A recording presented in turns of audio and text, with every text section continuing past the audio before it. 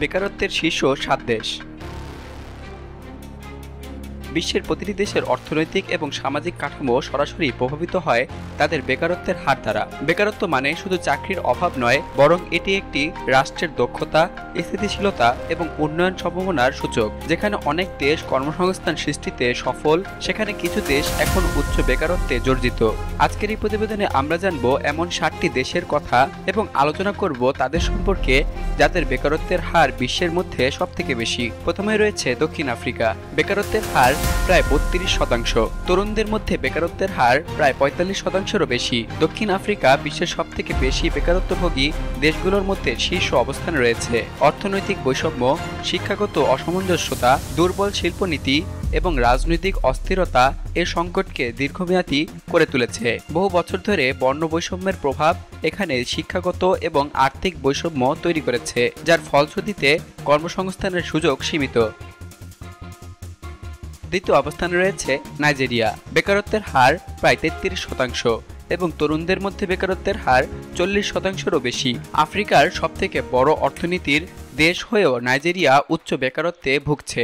দেশটিতে প্রচুর প্রাকৃতিক সম্পদ, বিশেষ করে তেল থাকলেও কর্মসংস্থান সৃষ্টিতে কাজে লাগানো হয়নি। দুর্নীতি, অব্যবস্থাপনা এবং সন্ত্রাসবাদ পরিস্থিতিকে আরও জটিল করে তুলেছে। শহরাঞ্চলের তুলনায় গ্রামাঞ্চলে সমস্যা আরও প্রকট। এরপরে রয়েছে ফিলিস্তিন।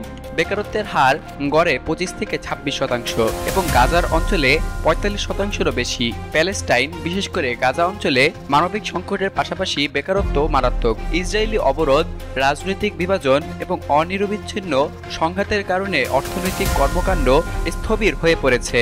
শিক্ষিত তরুণদের বিশাল একটি অংশ কোনো কাজ না পেয়ে হতাশায় ভুগছে। চতুর্থ অবস্থানে রয়েছে বসনিয়া এবং হার্জেগোভিনা। বেকারত্বের হার প্রায় 15-17%।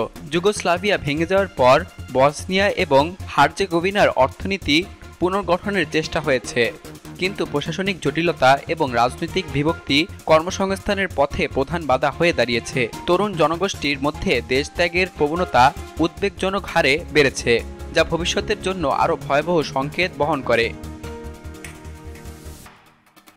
পঞ্চম অবস্থানে রয়েছে স্পেন। বেকারত্বের হার প্রায় 12-14%। স্পেন দীর্ঘদিন ধরেই অর্থনৈতিক সংকটে জর্জরিত। 2008 সালের বৈশ্বিক মন্দা দেশটির অর্থনীতি ভেঙে দেয়। যদিও ধীরে ধীরে উন্নতির দিকে যাচ্ছে, তারপরও তরুণদের মধ্যে বেকারত্ব এখনও ভয়াবহ। শ্রমবাজারের কাঠামো পরিবর্তন এবং দক্ষতা প্রশিক্ষণ ছাড়া পরিস্থিতির উন্নতি কঠিন। ষষ্ঠ অবস্থানে রয়েছে গ্রিস। বেকারত্বের হার প্রায় 11-13%। 2010-এর দশকের শুরুতে গ্রিস ভয়াবহ ঋণ সংকটে পড়ে। আন্তর্জাতিক আর্থিক সংস্থাগুলোর চাপ এবং কঠোর অর্থনৈতিক সংস্কার দেশটির শ্রমবাজারে ব্যাপক প্রভাব ফেলেছে।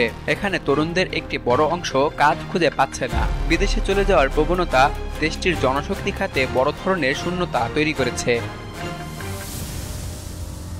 সপ্তম অবস্থানে রয়েছে জিম্বাবুয়ে।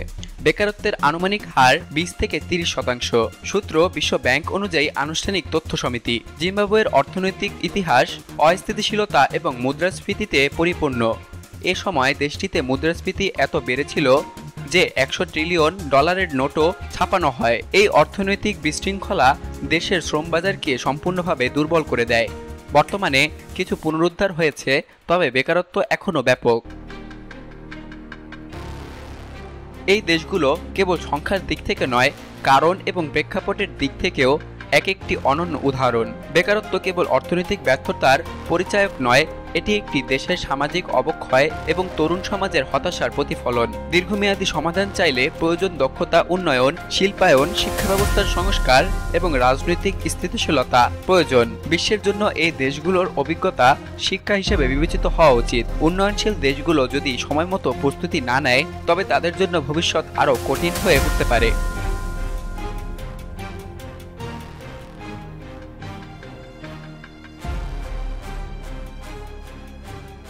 সকল প্রকার খবর জানতে এখনই সাবস্ক্রাইব করে রাখুন আমাদের চ্যানেল বাংলাদেশ কণ্ঠে।